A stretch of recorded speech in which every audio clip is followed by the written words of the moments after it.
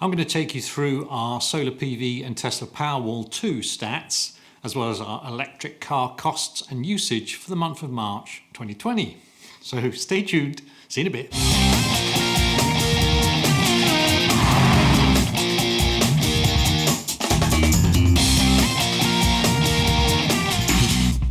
Hi, John here, and welcome to my channel.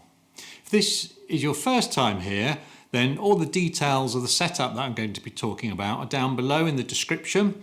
So please have a look down there if you want to know the sort of ins and outs of our setup and all the configuration, sizes, dates, all that kind of bits and bobs.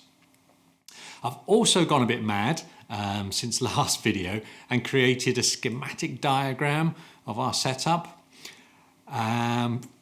Really purely for my own reference, as I keep forgetting how it's actually configured and where all the components go.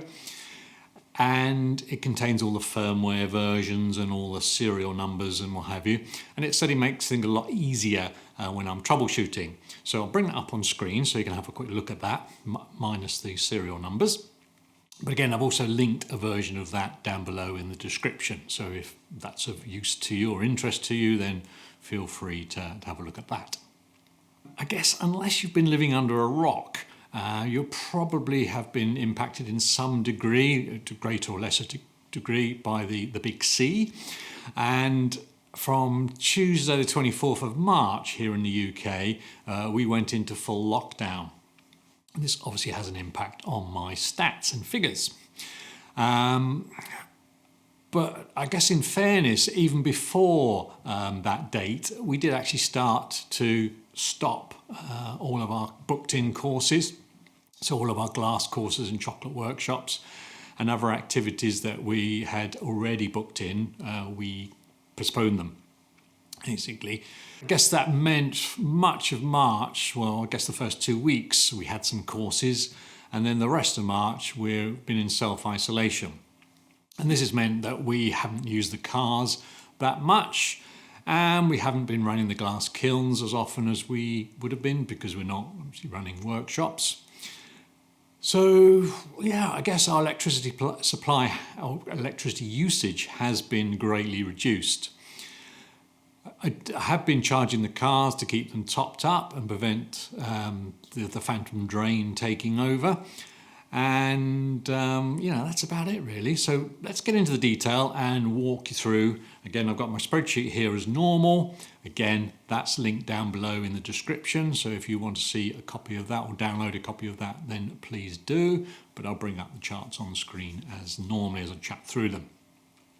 So our first chart out of the blocks, as it were, is our monthly solar PV generation for 2020 in March. And we generated a total of 695 kilowatt hours for the month, which is phenomenal. And yeah, this has been our best month ever. However, those regulars will know it's a bit deceiving because we had additional panels fitted in October 2019. And before that, we had a 4 kilowatt array. So we're always going to be beating our previous top record just because we've got more solar to play with. So saying that, the 4 kilowatt array produced 436 kilowatts during the month of March, which is actually still really, really good. As you'll see in a later chart, when we compare it against the other years on years for March, is actually the best one yet.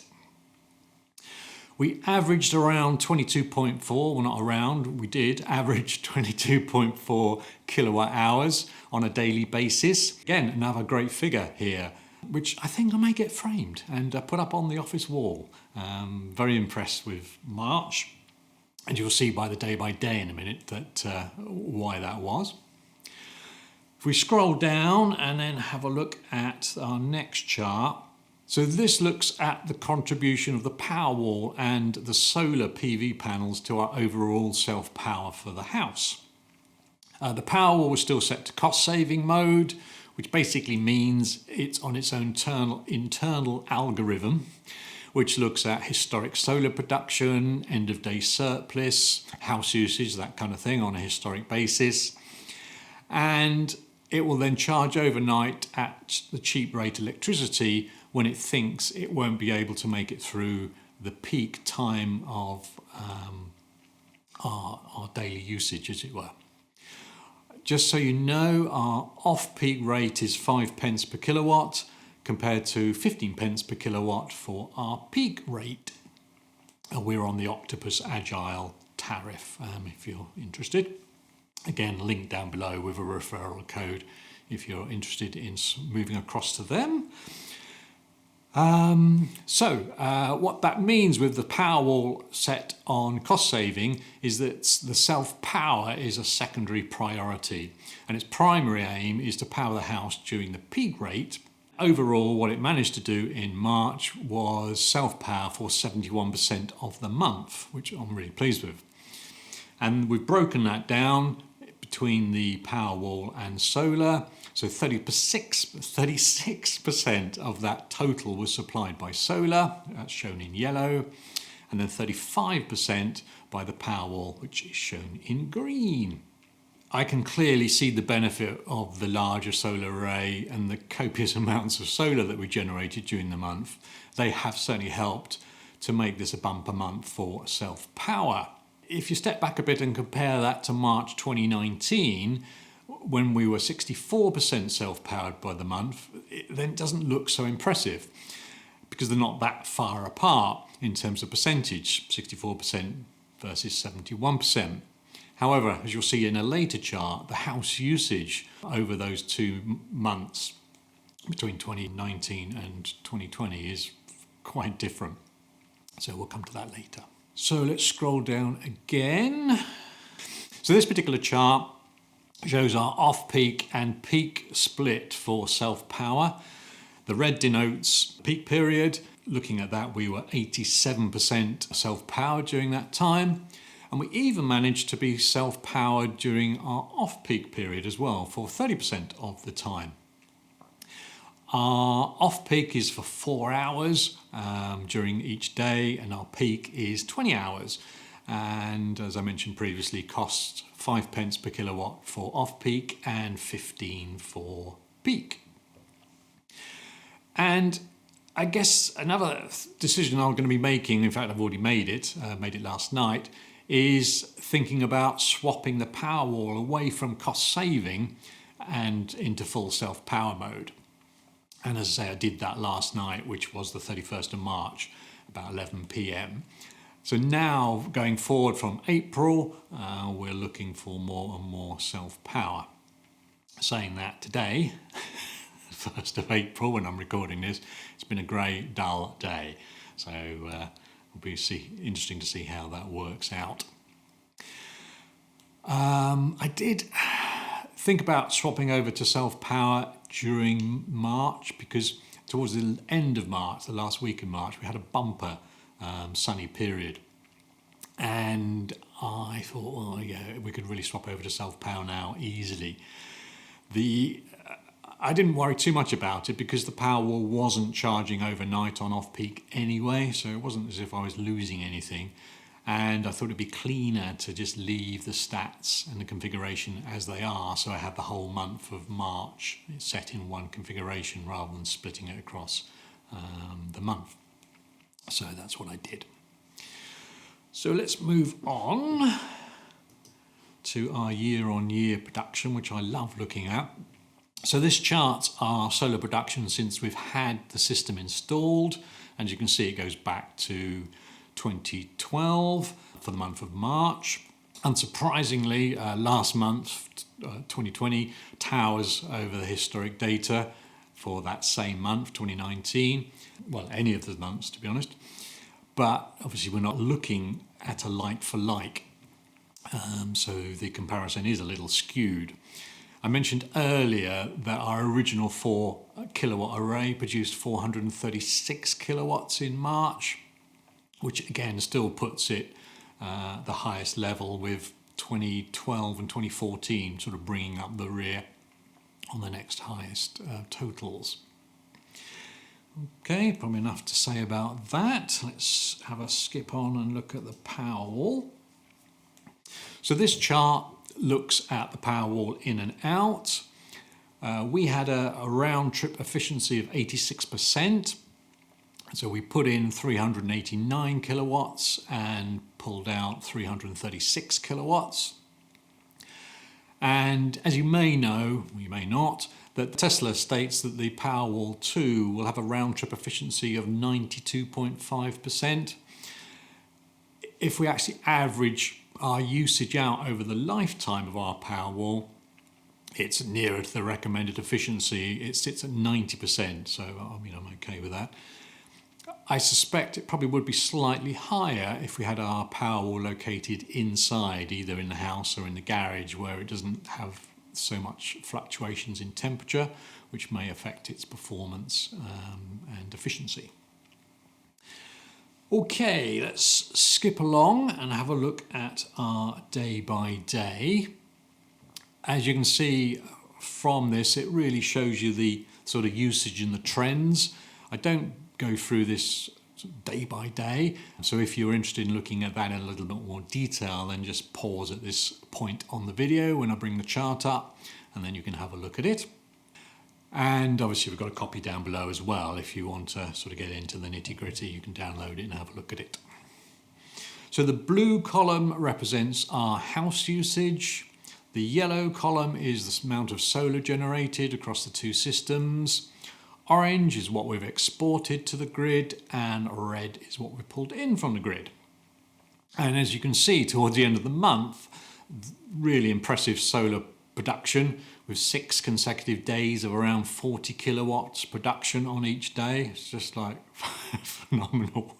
We did have fairly high usage from the house and grid at the beginning of the month, which has then tailed off as the cars didn't need to be used so much and the glass kilns weren't used because obviously of the lockdown and the fact that we'd cancelled all our courses. So we'd certainly tailed off in terms of electricity usage over the course of the month. When we did charge the cars or use the kiln, they were charged basically from sun. So we had excess solar and we were able to charge almost over the month, either the cars or the kiln or. We had just 3 days where we had less than a 10 kilowatt solar production day over the course of the month, which again is very impressive. Today might be another one. Our export to the grid was higher, I guess. The reason for that is on the days when we generated a lot of solar, those 40 kilowatt days, we had a full Powerwall. We'd done like 2 dishwasher loads. We'd had the washing machine on. We'd had cooking. We'd run the glass kiln. We'd charged the car. We were still exporting some back to the grid. I've also found that the switching of the gateway to divert that excess power can be a little bit inconsistent. Sometimes it's a little bit slow to cut in, and it can be sort of 2 or 3 minutes before it understands or recognises that there's solar going out or excess solar going back to the grid. And I now keep a BDI on it, and as soon as I see the smart meter in the house, the in-house display meter showing as an export, I then have a look at the devices and see what's occurring. So firstly I check the Tesla Powerwall to see if it's reached 100% state of charge. Generally if it has, then obviously that'll stop charging and the excess solar will be diverted elsewhere. Typically the eddi will be heating the hot water, or it has already heated it and reached the maximum temperature and already cut off. And then the Zappi will then be charging the car, providing it's plugged in.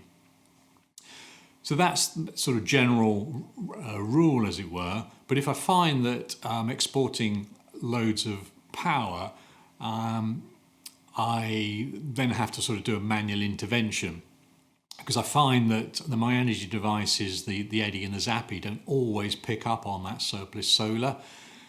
And once I've woken up to the fact that there is excess solar and I've done that manual intervention, they click in and out quite happily. However, to add some confusion to the mix, there are some days where they just work flawlessly and there's no problem at all. They just pick up the excess solar instantly and just work as planned, as it were, or as expected. Whereas other days they require sort of manual intervention once I've spotted that we are exporting and they're just sitting there doing nothing.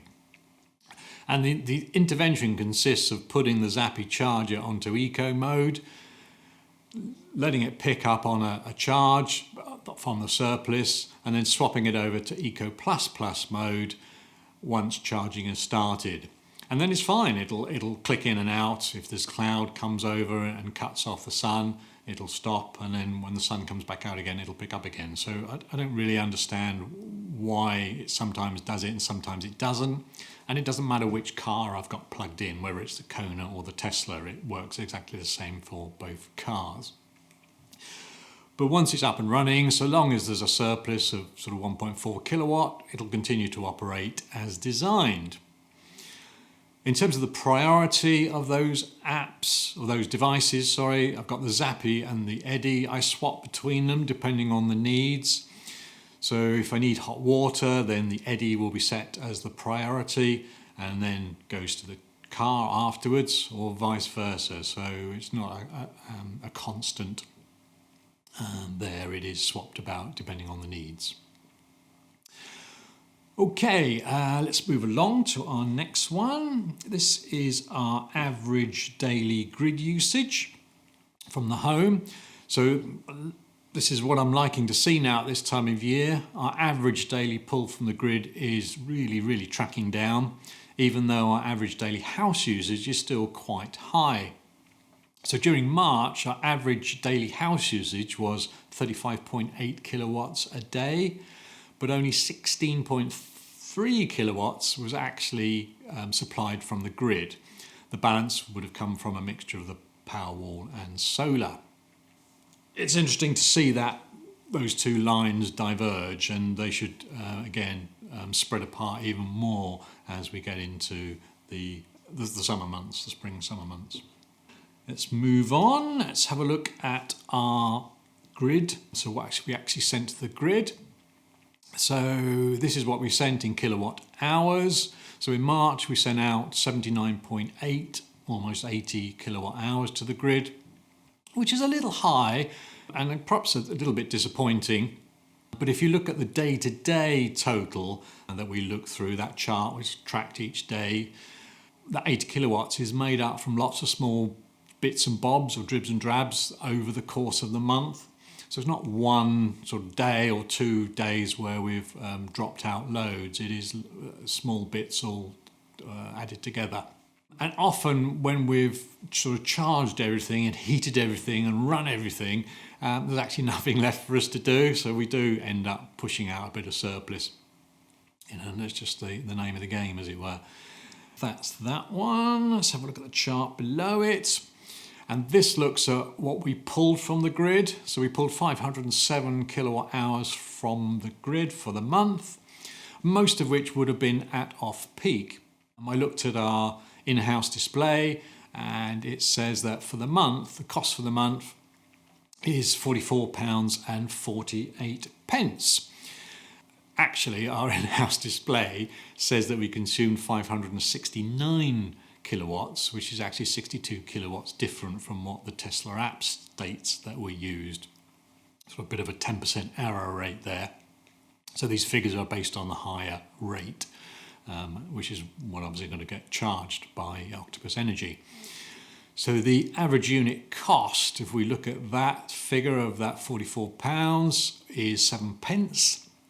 And which actually is really good based on the fact that our lowest price is 5 pence for 4 hours, and for 20 hours it's 15 pence. So yeah, very pleased with that. Let's move on and look at our eddi. We've got eddi and the cars left to do. So eddi started to become more productive as there's been more excess solar to play with and more daylight. So midway through the month, I actually turned off the extra boosting that I'd had programmed into it, where it would boost for an hour in the mornings during our off-peak to heat the hot water. And now we fully rely on solar to heat our hot water with perhaps the occasional boost as and when required. So far, so good on that, apart from those odd cloudy days where we've had to manually boost it. By and large, we've had stuff in the battery. Couldn't think of the word. Charge, that's the word. Charge in the battery. So we've been able to charge it from the battery rather than pull from the grid. So again, keep an eye on that. Let's move across and look at the two cars. So I said in the beginning that we haven't used the cars that much, certainly towards the end of the month. The usage has been very low. So I've had one run up to Jill's mum up in Rotherham, but that's it really in terms of long runs. The rest of it has been really local stuff. Our Tesla Model 3 has covered 578 miles during the month, and it now has a total mileage of 3,429 miles on its odometer. We charged using public charging and home charging. Public charging was all free. We did 3 charges at Tesla superchargers and 1 at a destination charger. And I say it's all free. The destination charger was free anyway, but the Tesla superchargers are free due to the fact that we have referral points. So thank you very much to those people who have used my Tesla referral code, because I get 1,000 miles of free supercharging and you get 1,000 miles of free supercharging when you get your car. So again, if anybody's interested in using that and helping me and helping yourself, then Tesla and the Tesla referral code is down below in the description, and I'll bring it up along screen. Public charging, we added 103 kilowatts from those 4 separate charging activities or sessions. Our home charging, we added 189 kilowatts, which was mostly using the sunshine stroke battery, so no actual cost.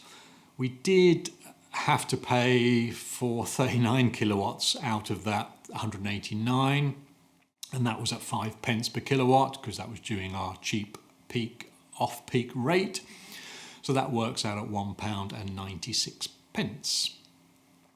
And that all means that the Tesla covered 578 miles in the month and cost us £1.96, which works out at 0.003391 pence per mile. Cheap motoring, for sure, absolutely. The Kona's been used even less. That covered 177 miles during the month of March.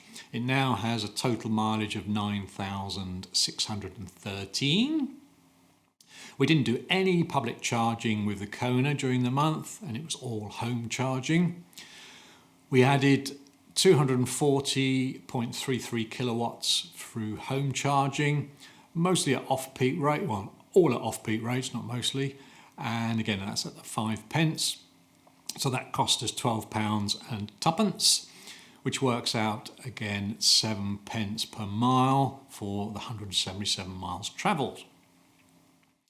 I suspect with the daylight hours increasing through April through to July, we'll hopefully be charging the cars 100% from the sun and very little off-peak, as it were. But, we'll see how that goes. Probably not going to be using the cars much anyway in the next 2 to 3 months by the sounds of it. Anyway, let me know your comments below. Let me know how you got on. If there's any comments or questions about my setup, then do drop them down in the comments below. Love to hear what you're doing, what your thoughts are, how your system's performing. So I know a lot of you track each other and I track yours as well. So it's good to hear how you're getting on. So until the next time, take care, stay safe, and I'll see you soon. All right, bye.